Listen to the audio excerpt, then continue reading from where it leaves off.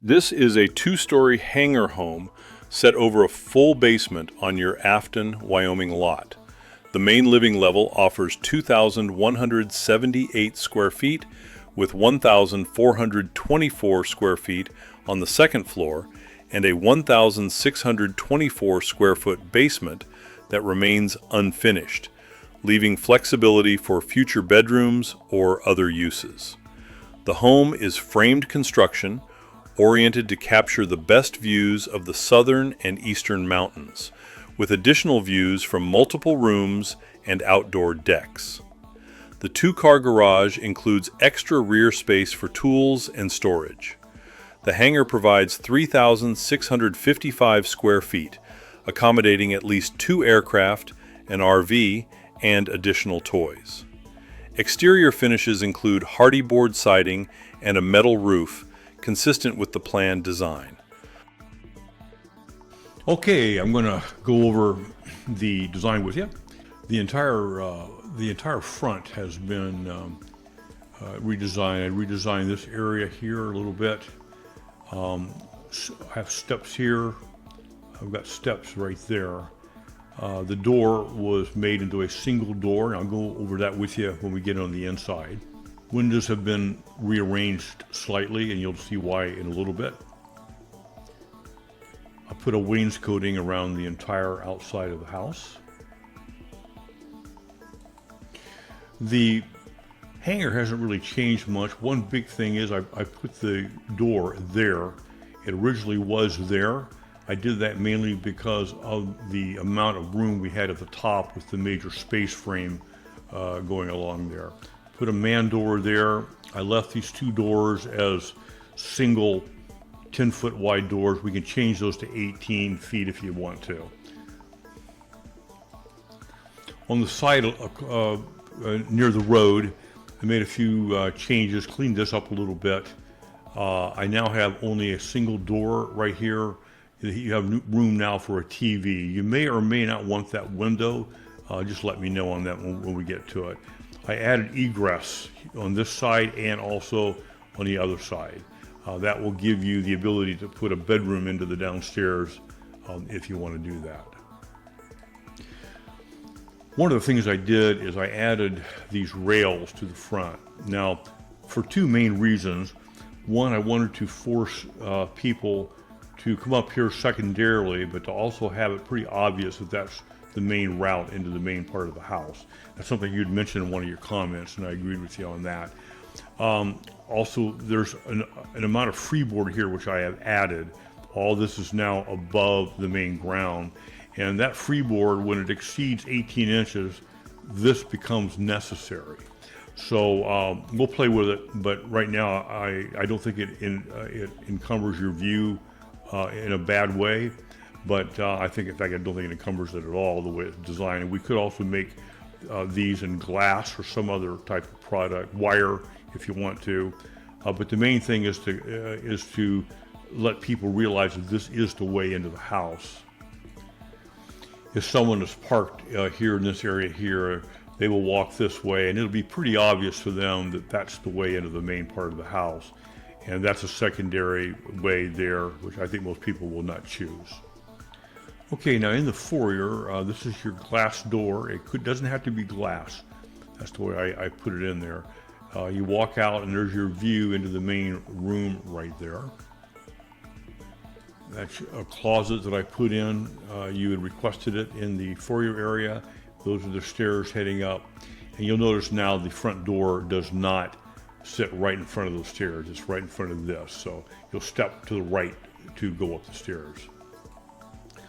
So moving in to the living room here. This is the kitchen, the dining room.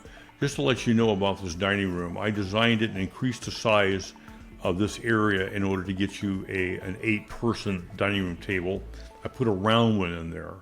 That did reduce the kitchen size a little bit, but not small enough where I could not put in an island. We also have an area for you to sit there. You can also sit there at a bar. So I think that's very workable there. So nearer to the doors here to the porch, I went ahead and furnished this room a little bit, just to give you an idea. I am no expert at that, but I want to show you that we can get furniture in there nicely with the fireplace right there. And of course you have the view to the top, and you'll have the upper loft area. And there's the kitchen area and the dining room. I increased the size and changed the material here on the fireplace. It's more of a focal area of the room. And so I think that, and I did raise it here on that side.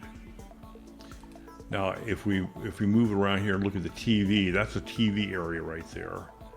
And you'll notice it's still down kind of low right there, but we have chairs that can be set in front of it.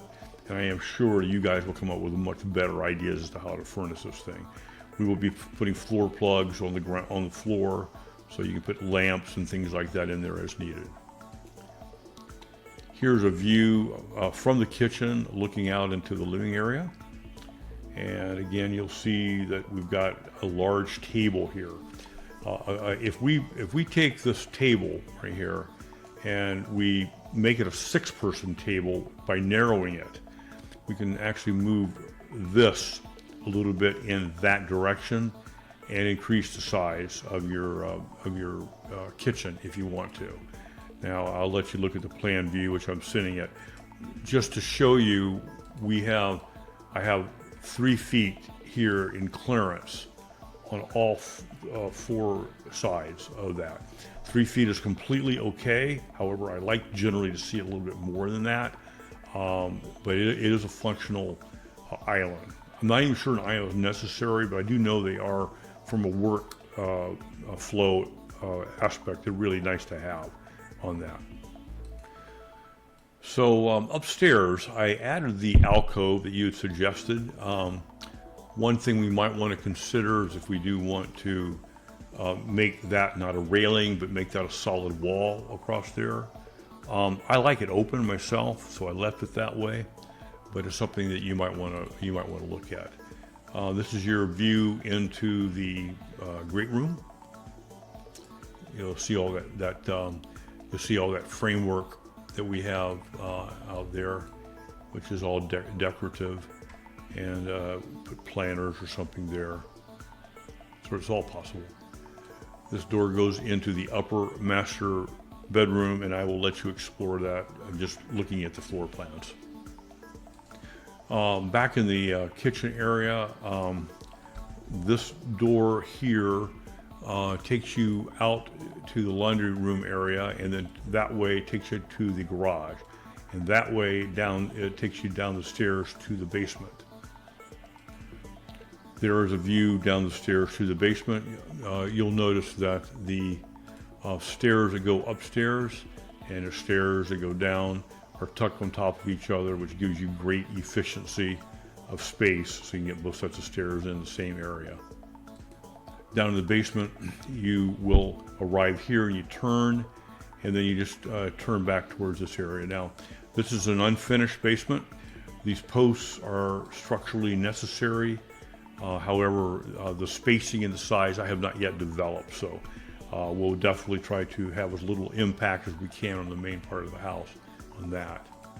These are potentially egress windows here, and I think that in case if you ever want to turn these into bedrooms, these will work for that. There's certain codes.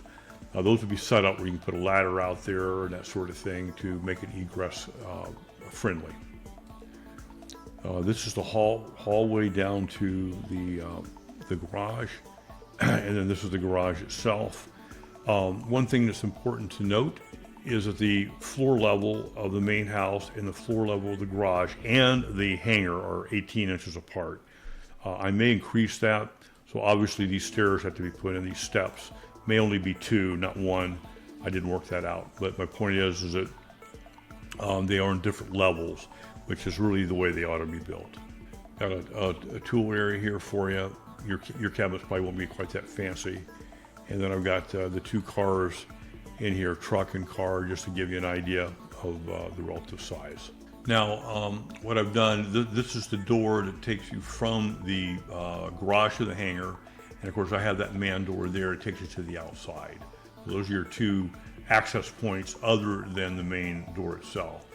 This right here is just a mezzanine. I threw it in there just to show you, how it would take up space. You had mentioned the idea of a man cave. I don't know if you're going to have a lot of room for a bunch of that. Maybe between here and there might be enough ceiling space to do it. We'd have to play with that. There's your bathroom. I have it along the back wall. Previously it was there. I put it in that area, but I decided to put it there. And of course, these are your space frames, which are not exactly sized yet, but it'll give you a rough idea where they're going to go in. I went ahead and put a Class C small motorhome in there. If you have a Class A, it'll take that back and move it to about there. I think also having it run this way rather than this way is a smart move that gives you maximum thing. Now, I realize you yourself may never have an RV, and I totally get it, but I think creating a hangar for the purpose of potentially having an RV is a good idea, because some people eventually who may own this home later might want that. That height right there will be 14 feet minimum, which will give you access for any RV that anybody ever wants to put in. But this whole thing here can be designed, or just not even put in, but if it is designed, it will be designed keeping in mind whatever you might ever want to do with that space. And then of course, swinging around the front, here's your hangar door. And I got a couple airplanes in there just for size.